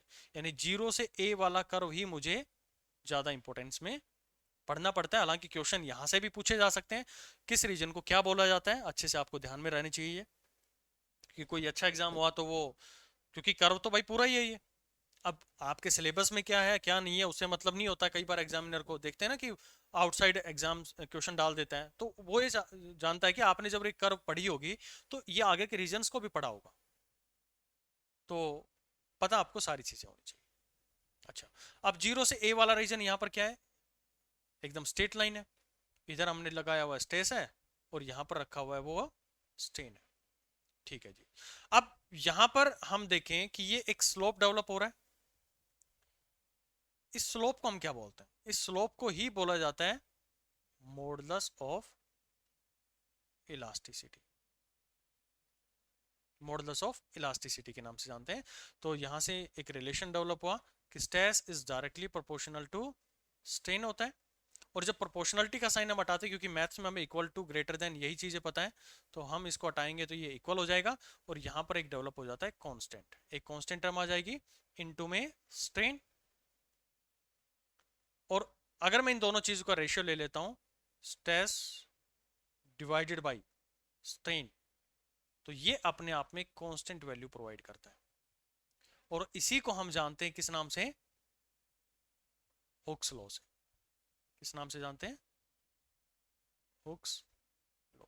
यानी कि ये जो ग्राफ है, अगर आप एक इलास्टिक बॉडी को लेकर चल रहे हैं, एक इलास्टिक बॉडी आपने कंसीडर करी है और आप उसके इलास्टिक लिमिट तक ही बात कर रहे हैं, तो जैसे जैसे आप स्ट्रेन बढ़ाएंगे, सॉरी स्ट्रेस बढ़ाएंगे, तो उसके अंदर में स्ट्रेन डेवलप होगा और वो स्ट्रेन जो है वो डायरेक्टली प्रोपोर्शनल होगा जो आपने स्ट्रेस बाहर से लगाई है। यही लॉ था जिसको हुक्स लॉ के नाम से आप जानते हैं। और कब हम ये अप्लाई करते हैं, ये बेसिकली हम स्मॉल डिफॉर्मेशन के लिए यूज किया जाता है। अभी स्मॉल ही तो होती है, आप कोई भी रोड लेंगे तो ये डिफॉर्मेशन बहुत कम होती है। ठीक है, तो स्मॉल डिफॉर्मेशन के लिए हम बोलते हैं कि स्ट्रेस और स्ट्रेन का रेशियो जो है वो कांस्टेंट बना रहता है। और इस लॉ को जो बोला जाता है हुक्स लॉ के नाम से जानते हैं। और जो कांस्टेंट यहाँ पर बना है आप लोगों के लिए, यानी कि इन दोनों के रेशियो से जो डेवलप होके आता है इसी को हम बार बार अलग अलग नाम से जानेंगे। कभी हम इसको यंग मॉडुलस के नाम से जानेंगे, कभी बल्क मॉडुलस के नाम से जानेंगे, लेकिन जर्नलाइज इसको मैं करना चाहूं तो इसको हम बोलते हैं मॉडुलस ऑफ इलास्टिसिटी। ठीक है, अब इस इलास्टिसिटी को हमने पढ़ लिया और हम अभी कर क्या रहे हैं, लॉन्गिट्यूडनल स्ट्रेस की बात कर रहे हैं। तो लॉन्गिट्यूडनल से अभी देखो, थोड़ा सा माइंड मैप तैयार करो अपना। मैंने आपको स्ट्रेस के बारे में बताया, स्ट्रेस अपने आप में कोज, इससे डेवलप हुई स्ट्रेन। और उसका पहला पार्ट मैंने आप लोगों से डिस्कस करना चाहा लॉन्गिट्यूडनल स्ट्रेस से। तो आपने कहा जी इसके अंदर में लॉन्गिट्यूडनल स्ट्रेन डेवलप होगी। तो लॉन्गिट्यूडनल स्ट्रेस आपने मेरे को बताई कि ये होती है जी फोर्स जो रिस्टोरिंग डेवलप हुई है डिवाइड बाई एरिया। और ये जो हमारे पास में लॉन्गिट्यूडनल स्ट्रेन डेवलप हुई है, क्योंकि लेंथ वाइज में बात कर रहा हूँ, उसके अंदर में जो उसकी लेंथ एल थी और बाद में उसकी लेंथ जो है वो एल प्लस में डेल एल हो गई है, यानी कि ये उसके अंदर में चेंज आ गया है। तो इन दोनों का रेशियो होता है del L divide by L. अच्छा, दो क्वांटिटीज आ गई हैं, स्ट्रेस भी आ गया और स्ट्रेन भी आ गया। अब हम बात कर रहे हैं अपनी इलास्टिक बॉडीज को लेकर। तो इलास्टिक बॉडी में हमें हुक्स लॉ भी लगाना आना चाहिए। तो हुक्स लॉ कहता है कि भाई आपका जो फोर्स है ओ से ए तक आप जा रहे हो, तो इस रीजन में स्ट्रेस जो है वो डायरेक्टली प्रोपोर्शनल होता है स्ट्रेन के। तो इस केस में अगर आप लॉन्गिट्यूडनल के केस में बात करते हैं, तो ये जो कांस्टेंट की कहानी चली है ना, ये कांस्टेंट की कहानी, इसको यहां पर हम जानते हैं किस नाम से, यंग मॉडुलस के नाम से। फिर से सुनो कि जो स्ट्रेस ओवर स्ट्रेन जो हमारे पास में आई है, इन दोनों का जो रेशियो बना है, यानी कि जो कांस्टेंट टर्म यहां पर बनी है हमारे पास में, इसको लॉन्गिट्यूडनल के केस के अंदर में, इस लॉन्गिट्यूडनल के केस में इसी को हम जानते हैं यंग्स मॉडुलस। ये एक साइंटिस्ट थे, आपने double slit young model young का एक्सपेरिमेंट भी सुना होगा, तो वो यंग है, यंग्स मॉडुलस ऑफ इलास्टिसिटी। ठीक है, और इसकी जो रेंज होती है ना, मेन डिस्कशन इसकी रेंज के ऊपर में हमें करना होता है। इसकी रेंज 10 की पावर 9 में होती है, 10 की पावर 9 के अंदर। अच्छा, अब क्योंकि लॉन्गिट्यूडनल की बात कर रहे हैं तो थोड़ा सा इसके अंदर में हम लॉन्गिट्यूडनल को डिस्कस कर लेते हैं। ये क्लैरिटी आ रही है ना आप लोगों के कि कैसे हमारा सीक्वेंस चल रहा है। हालांकि चीजें वही घूम कर आ रही है हमारे पास, लेकिन कंसेप्ट को लेके कि क्या इसके अंदर में स्टेप बाय स्टेप हमें बढ़ना चाहिए, वो आपको बिल्कुल क्लियर होना चाहिए, क्योंकि चीजों को जोड़ना ही सब्जेक्ट इस टॉपिक की सबसे बड़ी खूबसूरती है। अगर आप चीजों को जोड़ पा रहे हैं ना, तो समझ लो इस टॉपिक में आपसे कहीं से भी कोई क्वेश्चन पूछ ले, चाहे कोई देखो न्यूमेरिकल तो इसके बच्चों के लेवल के हो तो बहुत आसान न्यूमेरिकल होते हैं, लेकिन ये कॉन्सेप्ट आपको पता होना चाहिए कि मैं किसके लिए क्या टर्मिनोलॉजी यूज कर रहा हूँ, क्या कांस्टेंट टर्म हमने यूज करी है, क्या लॉन्गिट्यूडनल हम यूज कर रहे हैं, कैसे हम बल्क के बारे में बात करेंगे, कैसे शियर फोर्स वगैरह के बारे स्ट्रेस के बारे में बात करेंगे। तो मैं अभी लॉन्गिट्यूडनल के ही केस लेके चल रहे हैं। तो लॉन्गिट्यूडनल में आपने कहा कि यंग मॉडुलस को हम डिफाइन करेंगे वाई से, और ये कौन सी स्ट्रेस की बात करेगा, ये रेशो देगा longitudinal stress over longitudinal strain, क्योंकि अगर ये कोरस्पॉन्डिंगली लॉन्गिट्यूडनल आपने बात करी तो उसी के रिस्पेक्ट में लॉन्गिट्यूडनल स्ट्रेन भी डेवलप होगा। तो फॉर्मूला आपको पता है लॉन्गिट्यूडनल स्ट्रेस का क्या होता है भाई, जल्दी बताओ। F restoring divide by area, मैं डायरेक्टली एफ लिख रहा हूँ, रीजन बीइंग क्योंकि एक्सटर्नल फोर्स ही हमारे पास में रिस्टोरिंग फोर्स के बराबर होगी, इलास्टिक बॉडीज को कंसिडर कर रहे हैं इसलिए। और नीचे आएगा del L divide by L, और यहां से थोड़ा सा और आप इसको देख लेंगे तो वाई को मैं ये भी लिख सकता हूँ F L divided by A del L. अच्छा, आपको एक थोड़ा सा ध्यान आ रहा है कि मैं अगर इस केस में एक रीस्टोरिंग फोर्स का फॉर्मूला डेवलप करना चाहूँ, ये तो फॉर्मूला यहाँ पर यंग मॉडुलस का, ये तो आपको ध्यान रखना है, सबसे ज्यादा न्यूमेरिकल इसी से सोल्व होंगे आप लोग के। लेकिन इसमें पूछेगा क्या आपसे, यंग मॉडुलस तो आपको गिवन होगा, तो यहां से वो पूछता है रीस्टोरिंग फोर्स कितनी डेवलप हुई है। तो ये फोर्स आपको समझ में आ रही है ना कि ये अपने आप में रीस्टोरिंग फोर्स है, न्यूमेरिकल में इससे फालतू कुछ पूछ नहीं सकता वो, क्योंकि उसको अगर करवाना है तो एरिया भी देगा, कितना चेंज आया वो भी देगा, लेंथ भी देगा, यंग मॉडुलस की वैल्यू देगा। और यंग मॉडुलस की वैल्यू की जो रेंज होती है 10⁹ होती है, सबसे ज़्यादा कहीं स्टील की होती है, वो अराउंड 200 इंटू में 10⁹ के आसपास में होती है, डेटा आसपास ही इसके पास में रहता है। लेकिन ये रेंज आपको समझना है कि 10⁹ के आसपास ये यंग मॉडुलस की रेंज आती है। ठीक है, तो एफ आर की वैल्यू आप लोग निकालें तो यहां से निकल के आ रही है, क्या आ रही है भाई, ये दिस इज वाई ए, यानी कि ये मेरे पास में हो गया ये डिवाइड बाई एल इंटू में डेल एल।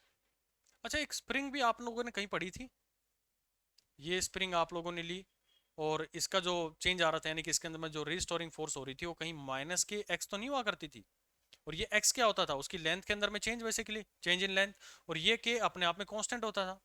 तो ये कहीं वहीं से तो नहीं डेवलप हो गया भाई, ये फॉर्मूला जो आया था कहीं यहीं से तो नहीं आया था, क्योंकि उसके अंदर में मैं क्या कर रहा हूँ, लॉन्गिट्यूडनली फोर्स लगा रहा हूँ उसमें भी, स्प्रिंग फोर्स वगैरह में पढ़ा है ना आपने कि ये फोर्स मैं लगा रहा हूं तो उसकी लेंथ इंक्रीज हो रही है, तो उसकी लेंथ इंक्रीज होगी लॉन्गिट्यूडनली, तो वो इस फॉर्मूले को भी तो सेटिस्फाई करनी चाहिए। तो ये वही फॉर्मूला है, माइनस ये अपने आप में बन जाता है के, और ये डेल एल जो है वो बन जाता है एक्स। तो ये रिस्टोरिंग फोर्स आप स्प्रिंग की ले लो, रोड की ले लो, किसी की भी ले लो, जहां पर भी उसके लेंथ वाइज कोई भी आपने स्ट्रेस डेवलप किया है, इट विल बी वैलिड ऑलवेयर। ठीक है, ये फॉर्मूला आपका हर जगह पे वैलिड होगा, the most important formula of this discussion. आप लोगों से यही सबसे ज्यादा पूछा जाता है कि रीस्टोरिंग फोर्स उस पार्टिकल में कितनी डेवलप हुई है, तो ये माइनस के एक्स के बराबर में आप लग सकते हैं। और ये आपको समझ में आया होगा कि कैसे हमने के एक्स के बराबर, क्योंकि उसके में भी आप माइनस के एक्स, माइनस क्या है उसका बाद में डिस्कशन आप लोगों ने देखा भी है कि माइनस का क्यों हम उसके अंदर में लिखते हैं, क्योंकि opposite to the external force हम कंसिडर करते हैं तो ये माइनस के वहां पर आ जाते हैं, ये अपने आप में कांस्टेंट टर्म ही रहती है। तो माइनस के ये आ गया कांस्टेंट और एक्स आ गया यहाँ पर। चलो, अब एक क्वेश्चन मैं आप लोग को दे रहा हूँ, बिल्कुल बच्चों वाले क्वेश्चन इसके अंदर पूछे जाते हैं, आप इस क्वेश्चन को एक बार जरूर करना ट्राई। ठीक है, कुछ नहीं बचा है, बस फॉर्मूला लगाना आना चाहिए। अब मैं यहाँ पर भी करवाऊँ तो भी वही सेम चीज मैं करवाऊंगा, लेकिन मैं चाहता हूँ कि आपका कॉन्फिडेंस बिल्ड हो, बिल्कुल बच्चों के लेवल के क्वेश्चन आते हैं इसमें।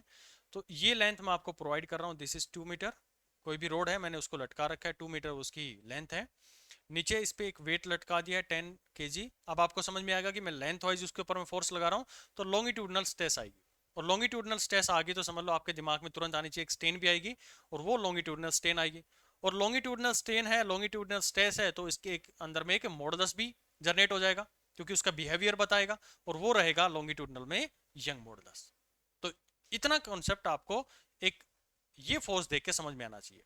तो y यहां पर मैं आपको प्रोवाइड कर रहा हूं 50 इंटू 10⁹, और जो इसका क्रॉस सेक्शनल एरिया है ये वाला, ये मैं प्रोवाइड कर रहा हूं आपको area that will be equal two centimetre square. अब आपको इसमें जो बताना है कि डेल एल कितना चेंज उसके अंदर में आया, लेंथ के अंदर में कितना चेंज आया, यानी कि लॉन्गिट्यूडनल स्ट्रेन की वजह से, मतलब लॉन्गिट्यूडनल स्ट्रेस की वजह से उसकी लेंथ में कितना चेंज आया। देखो स्ट्रेन होती है रेशो इन दोनों का, लॉन्गिट्यूडनल स्ट्रेन जो है वो रेशो होती है, और मैं पूछ रहा हूं चेंज इन द लेंथ।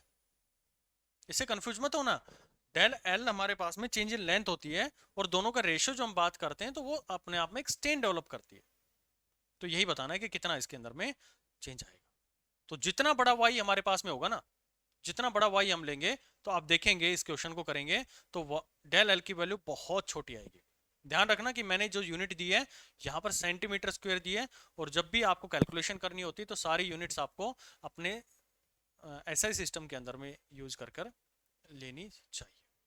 ठीक है, दूसरा क्वेश्चन, और बहुत इंपॉर्टेंट क्वेश्चन है ये, अनंत बार पेपर में आया हुआ क्वेश्चन है ये, कि मेरे पास में दो मटेरियल हैं, तो मैं उन दो मटेरियल्स में मान लेता हूं कि एक मटेरियल ए है, एक मटेरियल बी है, और दोनों के ऊपर में मैं सेम स्ट्रेस लगा रहा हूं, चाहे मैं कंप्रेसिव लगा रहा हूं या फिर टेंसाइल लगा रहा हूं। समझ रहे हैं, टेंसाइल मतलब जो उसको एक्सपेंड करे, और कंप्रेसिव जो उसको प्रेस करने की कैपेबिलिटी रखता हो। अच्छा जी, अब यहां पर आपको जो बताना है, एक मिनट, कि कौन सा पार्टिकल मोर इलास्टिक है, which particle is more elastic, A या फिर बी। अब समझो मैं जो पूछ रहा हूं इसके अंदर में, जो ऑप्शन इसके अंदर में आते हैं, the body elongate more, the body elongate more for same force, यानी कि मैंने दोनों के ऊपर में फोर्स लगाई है, तो इनमें से जो ज्यादा एलोंगेट करेगी वो मोर इलास्टिक होगी। ऑप्शन दे रहा हूं ये, A option, B option, the body elongate less for same force. तो इन दोनों ऑप्शन में से कौन सा राइट है। तो यहां पर आप देखेंगे कि इस केस के अंदर में जो हमारे पास दो चीजें दी गई है, एक कह रहा है कि इन दोनों में से ये मान लेते हैं कि सेम फोर्स लगाया, ये फैल गई हमारे पास 1 सेंटीमीटर, और ये फैल गई है 0.8 सेंटीमीटर। तो ये कह रहा है कि इन दोनों पे आपने सेम फोर्स लगाया है, तो मोर इलास्टिक कौन है। तो इस पॉइंट को आप गांठ मान लो, पॉइंट टू बी रिमेंबर मान लो, या कुछ भी मान लो, ये हमारी जर्नल सोच से दूर है। इलास्टिक का मतलब क्या समझते हैं, कि मैं बहुत खींचूं उसको और बहुत दूर तक वो खींच जाए, यानी कि एक्सपेंड हो जाए। लेकिन जब हम इस चैप्टर की बात करते हैं, स्ट्रेस और स्ट्रेन को लेकर बात करते हैं, तो मैं फोर्स लगाऊं और पार्टिकल या बॉडी कम एक्सपेंड करे, वो मोर इलास्टिक होती है। बस इसको याद रख लो, ये पॉइंट आपके काम आएगा, ज्यादा इसके अंदर में डेप्थ में जाने की जरूरत नहीं है, इतना ही डिस्कशन आपको इसके अंदर में ध्यान रखना था, कि जो बॉडी कम फैले सेम फोर्स के लिए, सेम फोर्स के लिए वह मोर इलास्टिक। तो इसमें से कौन सा ऑप्शन सही है भाई मेरे पास में, ये कम के ऊपर में आप कंसंट्रेट करेंगे, तो second option is right, first option is wrong. पूरा चैप्टर है इसके ऊपर में, आपको इतना डिस्कशन में नहीं जाना है, क्योंकि मैंने पहले बताया था इस चैप्टर से ज़्यादा आपके क्वेश्चन जो हैं वो थ्योरेटिकल पूछे जाते हैं, लेकिन जितना आप लोगों को करवा रहा हूँ वो भी मोर देन सफिशिएंट है आपके किसी भी कॉम्पिटिटिव एग्जाम के लिए। ठीक है, ज़्यादा डेप्थ में जाने की जरूरत नहीं है, बस इस पॉइंट को ध्यान रख लेना कि जो कम फैलती है वो हमारे पास में मोर इलास्टिक बॉडी होती है। अच्छा, ये कॉन्सेप्ट आपको समझ में आ गया, तो इस क्वेश्चन का मेरे को आंसर दे दो भाई, कि एक ऑब्जेक्ट है, ये यहाँ पर स्ट्रेस है, और एक यहाँ पर स्ट्रेन की कर्व है, स्ट्रेस और स्ट्रेन की कर्व हमने बनाई हुई है। तो मैं आपसे ये जानना चाह रहा हूँ कि मैं इस ऑब्जेक्ट पर, एक ऑब्जेक्ट यहाँ पर और दूसरे ऑब्जेक्ट का जो कर्व है, यानी कि इलास्टिक जो कर्व है वो यहाँ पर जा रहा है, ये ए ऑब्जेक्ट है, ये बी ऑब्जेक्ट है। अब इसमें जो क्वेश्चन पूछा गया था आपके एग्जाम में, वो कह रहा था कि विच इज मोर इलास्टिक। अगर आपने पिछला टॉपिक अच्छे से पढ़ा है, अभी जो कंसेप्ट मैंने दिया है, तो आप इजिली इसको कर लेंगे। कर पा रहे हैं, नहीं कर पा रहे होंगे, चलो मैं बता देता हूँ। मान लेता हूँ कि मैं एक स्ट्रेस के ऊपर में चला जाता हूँ, इस ग्राफ के ऊपर, मैं स्ट्रेस पे गया और ये मान लेता हूँ कि 10 न्यूटन मैंने इसके ऊपर में स्ट्रेस लगाई है, तो 10 न्यूटन मैं दोनों बॉडीज के ऊपर में लगा दूं। भाई मैं इसके ऊपर में जाऊंगा तो ये मुझे मिला कि ये बॉडी इतनी एक्सपेंड कर गई, ये वाली। और दूसरी ऑब्जेक्ट पर भी मैं 10 न्यूटन पर जाकर देखूं तो ये इसका एक्सपेंड हो गया, यानी कि ये ऑब्जेक्ट जो है वो इतनी एक्सपेंड कर गई है। और अभी मैंने कॉन्सेप्ट क्या दिया आपको कि सेम फोर्स आप लगाएं। यहां पर मैंने क्या किया, सेम फोर्स लगाया, यानी कि 10 न्यूटन पर मैंने दोनों को ऑब्जर्व किया, एक पॉइंट ये आया एक पॉइंट ये। तो 10 न्यूटन पर यानी कि सेम फोर्स पर जो बॉडी कम फैलती है वो मोर इलास्टिक होती है। तो अब बताओ कौन सी बॉडी मोर इलास्टिक। तो A body is more elastic. I hope आपको ये क्वेश्चन जो है वो समझ में आ गया होगा। आप कितने भी क्वेश्चन इसके ऊपर में बना दो, मैं ये क्वेश्चन दे देता हूँ कि ये बताओ, ये मेरे पास में ए बॉडी है, ये बी बॉडी है, ये मेरे पास में सी बॉडी है, तो इनका इलास्टिसिटी का कर्व बताओ कि ए ग्रेटर देन है, बी ग्रेटर देन है या सी ग्रेटर देन है। सीक्वेंस वाइज आप इसके अंदर में लगाओ कि कौन इलास्टिक है, कम कौन ज़्यादा इलास्टिक है, असेंडिंग ऑर्डर में, डिसेंडिंग ऑर्डर में। ये कितने क्वेश्चन बना दूंगा इसके अंदर में। तो इसीलिए कहते हैं कि हमेशा अपने कंसेप्ट पे पकड़ बनाओ। हजारों न्यूमेरिकल्स करने से फिजिक्स स्ट्रॉन्ग नहीं होती है, कंसेप्ट बिल्ड करने से आपकी फिजिक्स स्ट्रॉन्ग होती है। कोई ये कहे कि मैं 10-20 हज़ार क्वेश्चन कर लेता हूँ और मैं सिलेक्शन पा लूंगा, भाई उसकी सबसे बड़ी भूल है ये। और ऐसे भूल जो रखने वाले लोग हैं ना, वो कभी ज़िंदगी में सक्सीड नहीं हो सकते। तो बच के रहा करो ऐसे लोगों से। तो ये आज की हमारी क्लास थी। इसके बाद में मैं आप लोगों से नेक्स्ट क्लास के अंदर में बात करेंगे इसके अंदर में जो एनर्जी वगैरह डेवलप होती हैं वो लॉन्गिट्यूडनल में कैसे डेवलप हुई, क्या उसकी पोटेंशियल एनर्जी डेवलप होती है। फिर एक बड़े ही खूबसूरत टॉपिक पॉइजन रेशियो के बारे में बात करेंगे हम। ये पॉइजन जहर नहीं है, ये साइंटिस्ट का नाम है, उसके बारे में हम डिस्कस करेंगे। और फिर हम थोड़ा सा जो स्ट्रेस और रह गई हमारी, सीयर स्ट्रेस हो गई है, वॉल्यूमेट्रिक स्ट्रेस वगैरह रह गई हैं, उनके बारे में हम डिस्कस कर लेंगे। और फिर हमारा चैप्टर जो है ये फाइंड अप हो जाएगा। ठीक है, तो मिलते हैं फिर नेक्स्ट लेक्चर के अंदर में। आप अच्छे से पढ़ाई करते रहिए और जो चीज़ें आप लोगों को बोली जा रही हैं एटलीस्ट उनको कवर करते रहें, क्योंकि जितना जल्दी आप लोग चीज़ों को कवर करते चलेंगे आपके लिए उतना ही बर्डन कम पड़ेगा, आप चीज़ों को अच्छे से समझ पाएंगे। तो उम्मीद करता हूँ कि आप अच्छी चीज़ें पढ़ रहे होंगे, अच्छे से न्यूमेरिकल्स को सोल्व कर रहे होंगे। Thank you.